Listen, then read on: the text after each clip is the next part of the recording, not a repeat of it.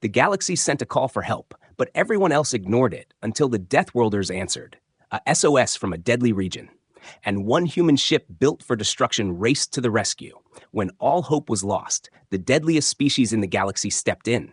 The universe expected failure, but humanity was ready for anything. A call for help, a region where no one survived, and humans showed up like a storm. If you loved this thrilling rescue story, make sure to subscribe and never miss another epic HFY adventure. Want more stories where humans defy the impossible? Hit subscribe now and join the journey. The distress signal was not loud or dramatic, but it was clear and desperate. It came from a small research convoy drifting near the edge of known space, far beyond safe trade routes. The message repeated again and again, asking for help. Coordinates included, life signs fading, systems failing. The crew sending the signal were not soldiers. They were scientists, engineers, and observers sent to study strange energy readings near a dead star cluster. At first, the mission was routine, strange but manageable. Then everything changed. Something attacked them without warning. Ships vanished from sensors, shields failed like paper, and engines died one by one. With communications damaged and power almost gone, the convoy's last working transmitter was used to send a wide-range SOS. It was broadcast on every known frequency, translated automatically into all major galactic languages. The message carried fear, but also hope, because in the civilized galaxy, help was supposed to come. The signal reached dozens of star systems within hours. It appeared on military scanners, trade hubs, and emergency networks. Captains paused when they saw the coordinates. Officials went silent when they recognized the region. One by one, receivers marked the call as received, then archived it, then ignored it. The location was the reason. The system sat inside a region known unofficially as the Grave Spiral, a place where physics behaved badly and survival rates were nearly zero. Ships entering the area reported sensor ghosts, violent gravitational shifts, and unknown hostile forces that did not communicate or retreat. Every rescue attempt in the past had ended the same way: total loss. Galactic law encouraged aid to those in distress, but it did not require suicide. Risk assessments were done quickly. Simulations showed the same result every time. Any fleet sent would be destroyed before reaching the convoy. The cost was considered unacceptable. The call was labeled tragic but hopeless. Inside the damaged convoy, the crew waited. They watched the signal counter showing how far their message had traveled. They saw confirmation pings from distant systems. They knew someone had heard them. That knowledge made the silence worse, because hearing was not the same as answering. Hours passed, then days. Oxygen was rationed. Lights were shut off, and people spoke in whispers, not because of fear, but because shouting wasted energy. Some crew members recorded final messages for families who would never receive them. Others stayed at their stations, stubbornly believing that someone, somewhere, would still come. In distant command centers, analysts spoke in careful words. They said the convoy was already lost. They said it was better to learn from the data than repeat past mistakes. They said emotions could not be allowed to risk fleets and worlds. And with that logic, the decision was sealed. No response would be sent. The SOS kept repeating, growing weaker as power failed, each loop slightly more distorted than the last. Static crept into the voices. Background alarms went silent one by one. Still, the message continued, as if refusing to accept the answer it was receiving. Then the signal crossed a border no one expected. It reached a part of space rarely included in galactic emergency routing, a place considered irrelevant by most advanced species. The translation software struggled at first, then locked onto a new language. On a world classified as a high-risk death world, the signal appeared on human receivers, not marked as hopeless, not filtered out, just another call for help. And for the first time since the SOS was sent, the silence on the other end did not last. The fear did not come from rumors or old stories. It came from records, data, and the silent wreckage spread across space. The region where the SOS originated had been studied many times from a distance, and every study ended with the same warning: do not enter, do not respond, do not engage. Long ago, before it earned its dark reputation, the region was just another unexplored stretch of stars. Early exploration fleets believed it was dangerous but manageable.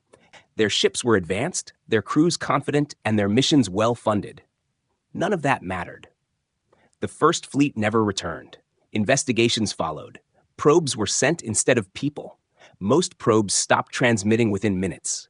The few that sent data showed impossible readings. Gravity spiked and dropped without warning. Radiation storms flared like living things. And sensor systems reported objects that did not match any known material or energy signature.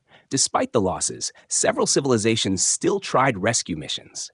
They believed better preparation would make the difference. Larger fleets entered together, shields reinforced, weapons ready. None of them came back. Debris fields were found years later, scattered across impossible distances, as if the ships had been torn apart and thrown aside like scraps. Worse than the destruction was the pattern. Every fleet died in a different way. Some ships showed signs of crushing pressure. Others looked burned from the inside out. Some vanished completely with no trace at all. Analysts could not agree on a single cause, which made planning any defense nearly impossible.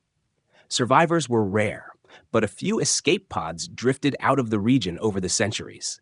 The beings inside were broken, not just physically, but mentally. They spoke of shapes that bent space, of attacks that did not come from a direction, of weapons that failed before they were even fired. Many could not finish their reports before collapsing or dying. Over time, the galaxy learned to respect the silence around that area. Trade routes were redirected. Star charts marked it in dark warning colors. Students studied it as an example of uncontrollable space, and commanders used it in training simulations as a lesson in when not to engage. The region earned many names: the Grave Spiral, the Shattered Reach, the Long End, but the meaning was always the same. Nothing survives there, and nothing that goes in comes back unchanged. Because of this history, the SOS triggered alarms but also old memories. Senior officers recognized the coordinates instantly. Their reactions were not panic but resignation. They had seen this before. Different victims, same ending. Risk councils met and reviewed the data again.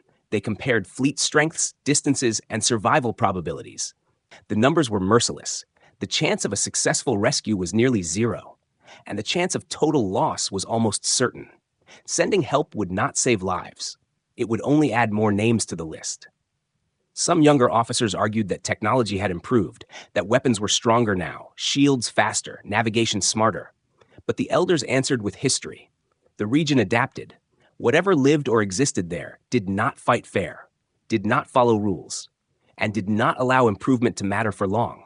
Politicians feared the public reaction if a rescue failed. Losing entire fleets would weaken borders and invite aggression elsewhere. One disaster could start many more, so the decision-makers chose stability over heroism. Official statements were carefully written. The convoy was declared lost with honor, their data valuable, their sacrifice not in vain. Memorials were planned before the last signal even faded. And so, when the SOS continued to echo through space, it was not ignored because of cruelty. It was ignored because of experience. The galaxy had learned that some calls were death traps, and answering them only multiplied the tragedy. To most civilizations, responding to that signal would have been madness, a pointless charge into destruction, and they believed that refusing to answer was not weakness, but wisdom. The signal did not arrive on Earth with warning sirens or flashing alerts. It slipped quietly into human deep space monitoring systems, flagged as a standard emergency broadcast from outside mapped priority zones. At first, it was just another line of data among thousands. Automated systems translated the message, verified the coordinates, and matched them against galactic databases. Within seconds, multiple warning tags appeared on the screen. Extreme hazard region. Zero rescue success rate. Classified death zone. Unlike other civilizations, the system did not discard the message. It forwarded it straight to human command centers. Analysts paused when they saw where the signal came from, not because they feared it, but because they understood it. Humans had studied the galaxy's warnings carefully. They knew why that region was avoided. They knew the losses, the failed rescues, the abandoned wrecks, but they also knew something else. The galaxy judged danger by comfort standards, not survival standards. Earth itself was classified as a death world for a reason. Violent weather, unstable tectonics, aggressive ecosystems, and a long history of humans surviving by adapting to threats instead of avoiding them. When senior officers gathered to review the SOS, There was no debate about whether it was real. The fear in the transmission was unmistakable. The degradation in the signal showed a crew running out of time. The question was not should we respond. The question was, what will it take? Military strategists pulled up projections, not asking how to avoid damage, but how much damage could be endured. Engineers reviewed old designs that were never meant to be used. Concepts shelved because they were considered excessive, dangerous, or politically impossible. The region's data was studied again: gravity distortions, radiation spikes, unknown hostile contact patterns. Instead of seeing impossibility, human planners saw variables. They remembered their own history: wars fought under impossible odds, machines built to function in nuclear fallout, underwater pressure, deep vacuum, and burning atmosphere. Humanity had never survived by being gentle. A decision was made quietly, without speeches, without public announcements. The SOS would be answered, but not with a standard rescue ship, not with diplomacy, and not with hope alone. Orders went out to restricted shipyards, places not listed on civilian maps. Crews with special clearances were summoned. Some of them retired, some reassigned from experimental programs that officially did not exist. Engineers reopened files marked as last resort. Inside were designs for a vessel built on a single principle: survival through overwhelming force. This ship was not meant to explore, it was not meant to trade, and it was never meant to retreat. Every system was redundant, every corridor armored, every power line shielded against failure. Weapons were integrated directly into the ship's structure, so damage would not disable them. Reactors were designed to keep running even while sections of the hull were destroyed. Human commanders understood the risk. They did not pretend the crew would be safe. They only calculated that this ship had a chance where others did not. The crew selection was voluntary. Every person briefed on the odds. No one was ordered to go, but no one refused. To them, the SOS was not just a signal, it was a challenge, a reminder of why humanity had survived its own Deathworld. While the galaxy archived the message as a tragedy, Earth logged it as an active mission.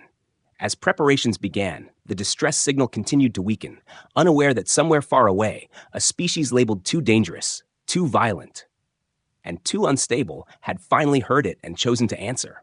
The ship did not begin as a hero's symbol. It began as a problem, years earlier. Human engineers had proposed designs meant for environments no known ship could survive. The ideas were considered too aggressive, too costly, and too dangerous to approve during peaceful times, so they were locked away and forgotten by most. Those designs were not beautiful.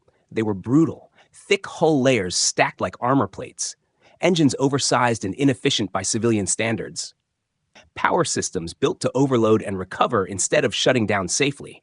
The ship was not meant to look impressive. It was meant to stay alive. When the SOS reached Earth, those old files were pulled from secure archives. Engineers stared at the schematics with new eyes. What once looked extreme now looked necessary. Construction began in silence, in shipyards hidden far from trade lanes. Workers signed non-disclosure orders without being told the full mission. They only knew the ship was urgent, and the conditions it was being built for were worse than anything before. Every decision was made with one question in mind: what happens when this fails? Instead of preventing failure, the ship was designed to continue operating through it. If one system died, another took over. If an entire section was destroyed, the rest would seal, reroute, and keep moving. The hull was layered with materials tested under crushing gravity. Intense radiation and extreme temperature shifts, not just to resist damage, but to bend without breaking, to absorb punishment instead of shattering. Inside, corridors were narrow and reinforced. Nothing was wasted on comfort. Crew quarters were compact. Control rooms armored like bunkers. Even internal doors were built to withstand explosive decompression. The engines were the heart of the ship, overpowered and deliberately stressed during testing. Engineers pushed them until they failed, then redesigned them to restart under damage, sparks, and partial collapse. Weapons were not added as external systems. They were built into the ship's skeleton. Energy cannons reinforced by structural beams. Missile bays protected behind multiple bulkheads. Point defense systems layered, so losing half of them would still leave lethal coverage. This ship was never meant to fire first, but it was meant to finish fights. The reactor design worried many people. It was stable, but only because it accepted risk. Instead of shutting down at danger thresholds, it adjusted output dynamically, riding the edge of failure, providing power even when safety margins disappeared. Medical bays were designed for mass trauma, radiation exposure, and long-term isolation. Supplies were redundant, equipment manual instead of automated when possible, because machines failed faster than humans under stress. The crew trained inside unfinished sections of the ship, learning routes by memory in case lights failed, practicing emergency repairs while alarms screamed and gravity fluctuated. Every drill assumed the worst had already happened. Command protocols were simplified, no long approval chains, no waiting for permission. Decisions would be made fast or not at all. As construction neared completion, the ship gained a quiet reputation among those who worked on it. Some called it ugly, others called it terrifying, but most agreed on one thing. It felt less like a vehicle and more like a weapon wrapped around a crew. There was no public unveiling, no speeches, no flags painted on the hull. The ship did not need morale. It needed readiness. Final tests pushed the limits of human tolerance. Artificial gravity spikes, radiation bursts, simulated system failures layered on top of each other. The ship endured, scarred but functional. Engineers signed off, knowing this vessel might never return, but also knowing it had a chance where nothing else did. When the final clearance was given, the ship powered up slowly, systems coming online one by one like a waking giant. It was not a message of peace. It was not a symbol of hope. It was an answer built from fear, experience, and survival.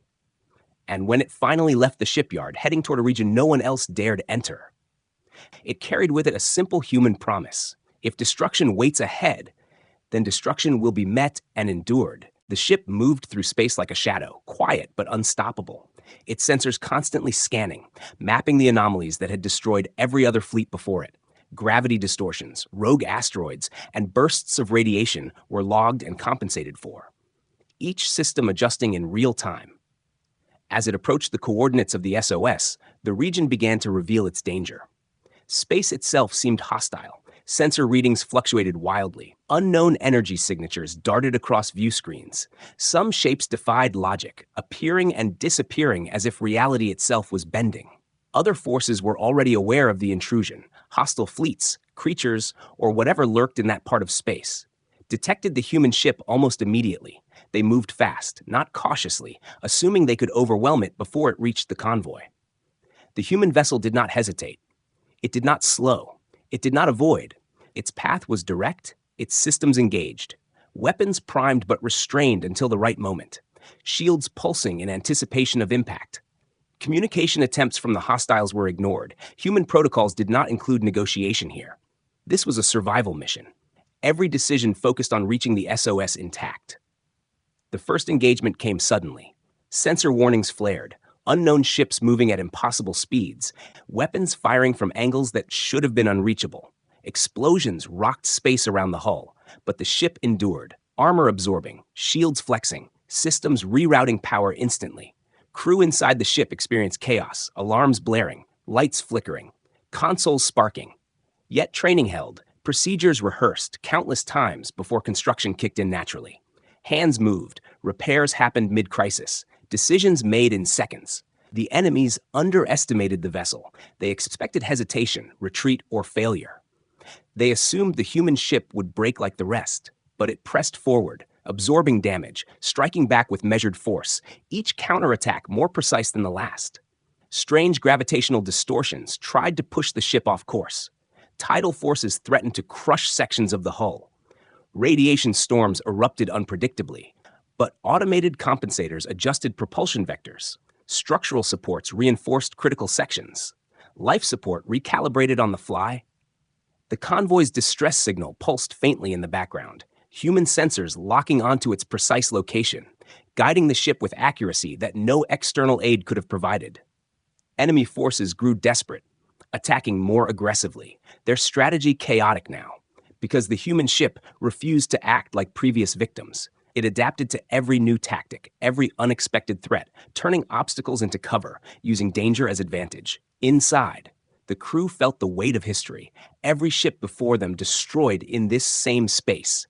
Yet the human vessel continued, a living testament to design, training, and sheer resilience, they felt both fear and exhilaration, knowing the impossible could still be achieved.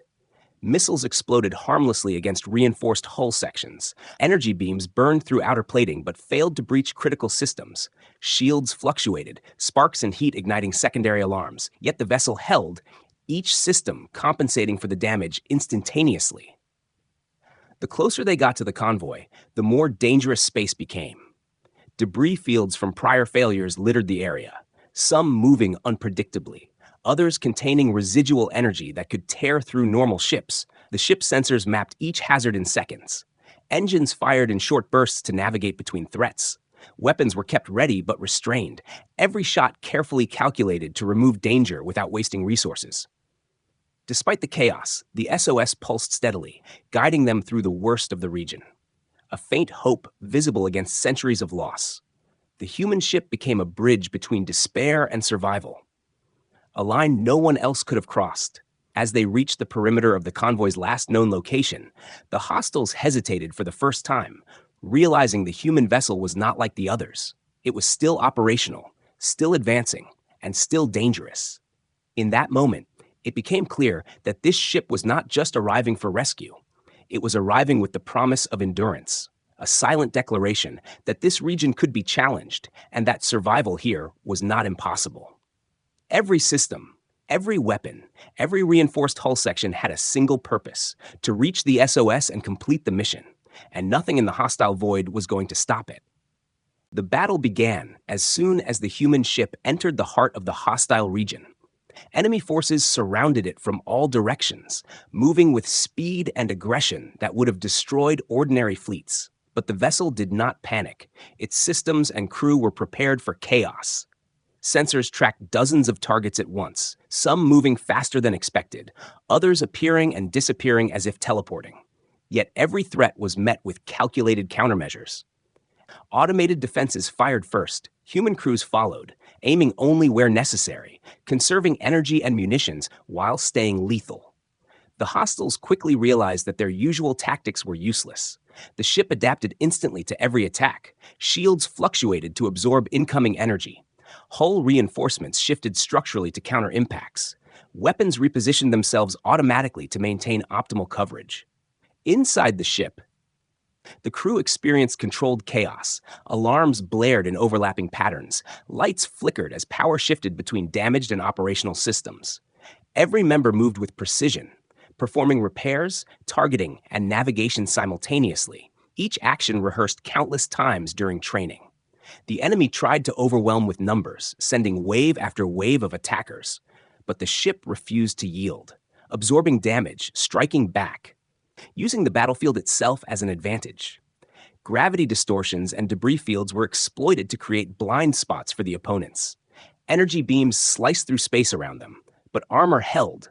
Weapons returned fire with unerring accuracy, targeting engines and weapon systems of enemy ships first, neutralizing threats efficiently.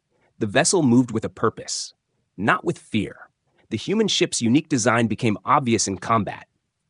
Redundancy meant that even when multiple systems were damaged, others took over instantly. No function was lost for long.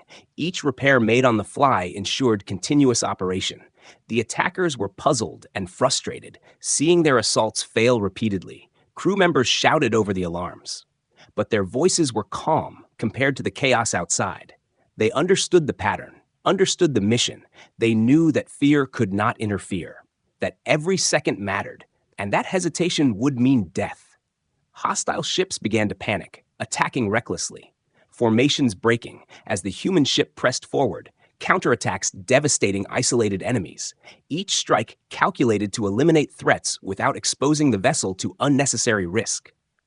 The battlefield itself seemed to resist conventional understanding.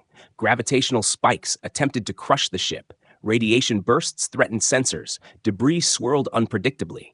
But the vessel's advanced compensators adjusted. Engines fired precise bursts to counter gravitational anomalies. Shields absorbed sudden energy spikes, and life support adapted in real time. Human crew members repaired critical systems while under fire, patching conduits, rerouting power, sealing hull breaches, each action saving the ship from collapse. Their training allowed them to act faster than the enemy could predict, giving them a strategic advantage even in a chaotic fight. The ship moved like a predator among prey, not hunting out of aggression, but out of necessity. Every movement intentional, every weapon strike measured, turning the battlefield itself into a tool rather than a threat. Enemy ships tried to coordinate, but the human vessel was always one step ahead, exploiting openings, exploiting weaknesses, and surviving attacks that should have been fatal. It became clear that this single ship could endure where entire fleets had fallen.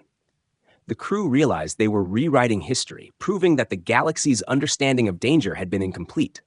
That survival was not just about speed or firepower, but about adaptation, endurance, and refusal to yield.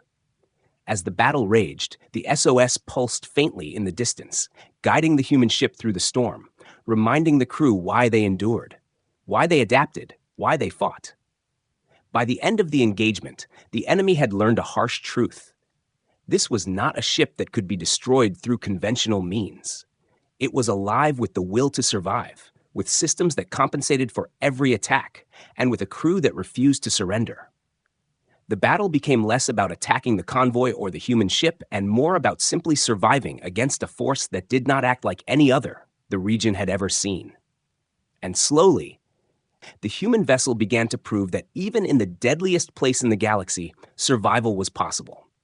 The wreckage stretched across the void like a frozen graveyard, twisted metal and burned-out hulls drifting silently among floating debris. The convoy had survived only in small, scattered pods, life signs faint and fading. The human ship moved cautiously, scanning for survivors, every sensor carefully filtering noise from real signals. Each faint ping of life became a focus, guiding engines and weapons alike. Inside the convoy pods, crew members were exhausted, scared, and weak.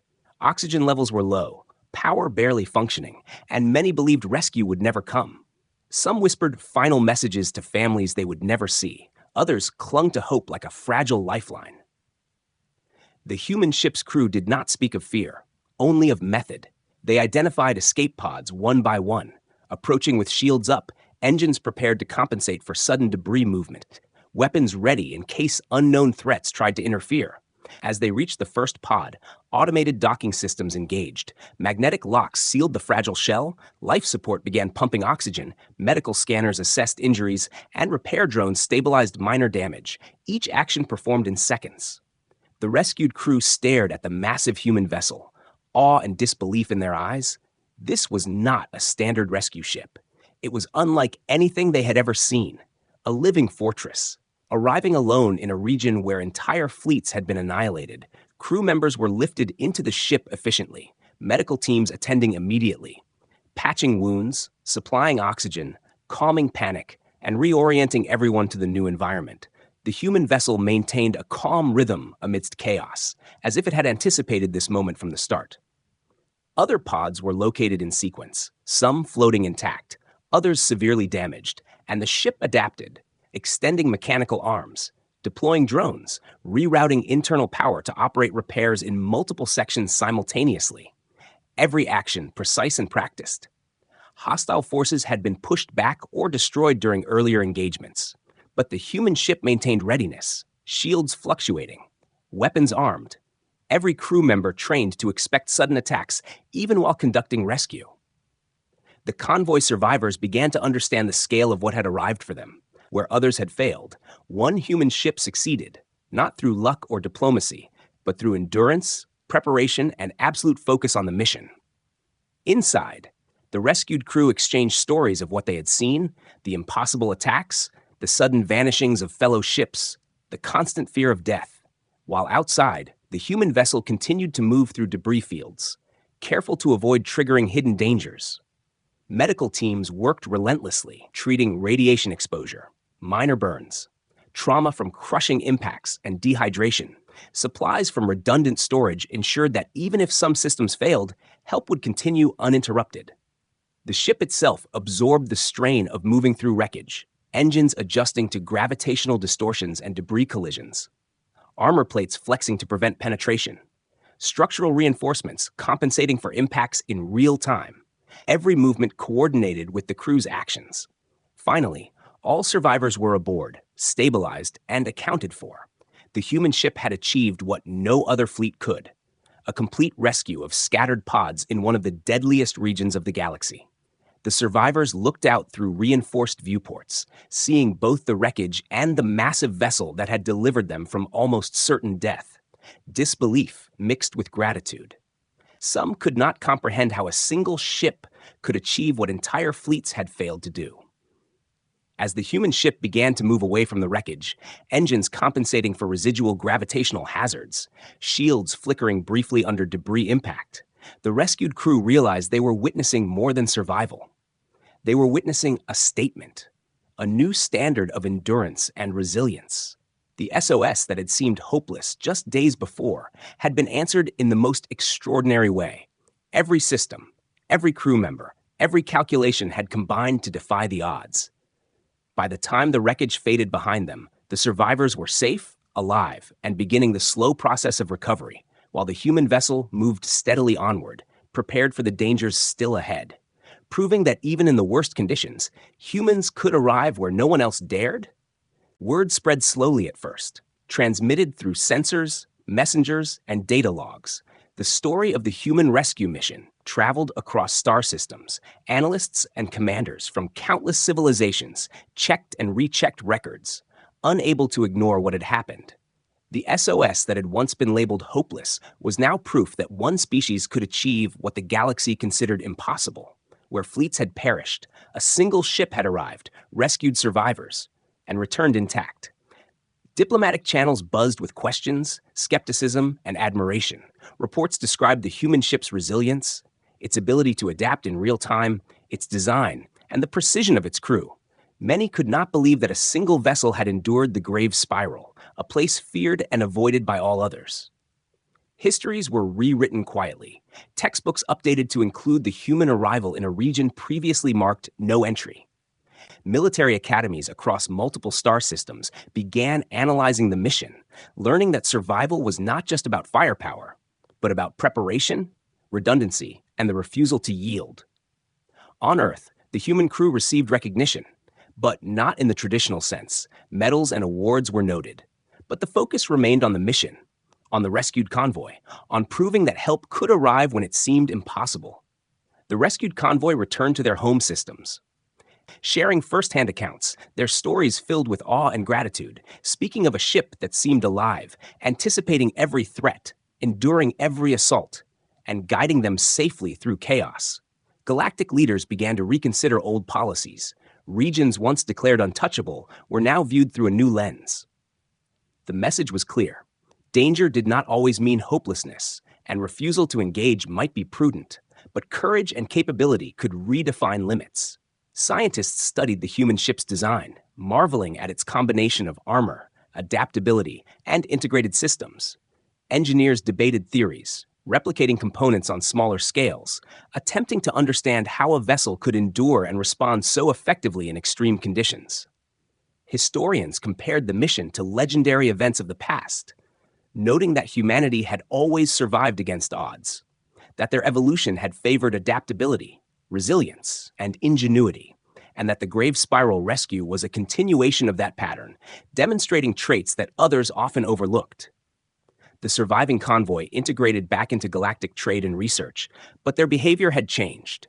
They were cautious but confident, knowing that help could arrive from unexpected places, that rules could be bent, and that survival could be engineered. Throughout the galaxy, the story inspired other civilizations, some skeptical, some admiring, but all aware that a new standard had been set. The idea of impossible missions now included the possibility of success if approached with preparation, adaptability, and courage.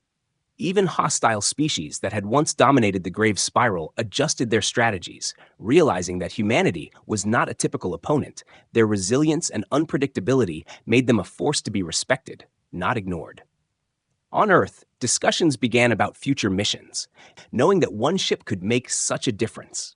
Planning focused on refining technology, improving crew training, and understanding that survival in the worst conditions required more than strength. It required intelligence, foresight, and unyielding resolve. The SOS signal that had seemed like a call for doom now became a symbol, proof that help could arrive even in the most dangerous regions, and that a species willing to endure, adapt, and act decisively could change the outcome of any crisis. Stories, simulations, and lessons drawn from the rescue were taught in academies, command centers, and research hubs, emphasizing that fear of the unknown was never absolute, that calculated risk combined with preparation could yield results others thought impossible. By the time the human ship returned to safe space, its mission complete, the galaxy had shifted subtly but permanently. Civilizations reconsidered what it meant to respond to danger, and humanity's reputation as a Deathworld species capable of extraordinary feats had been firmly cemented. The convoy survivors, the ship's crew, and even distant observers all understood that the SOS had not only called for rescue, it had called attention to a new reality, one where limits could be tested, survival could be engineered, and humanity could meet destruction with determination, ingenuity, and unbreakable will. In the end, the story of the mission became legend, the mission itself a lesson, and the galaxy a little more aware that when humans responded, even the deadliest place could be challenged. And sometimes impossible missions were simply waiting for the right species to arrive.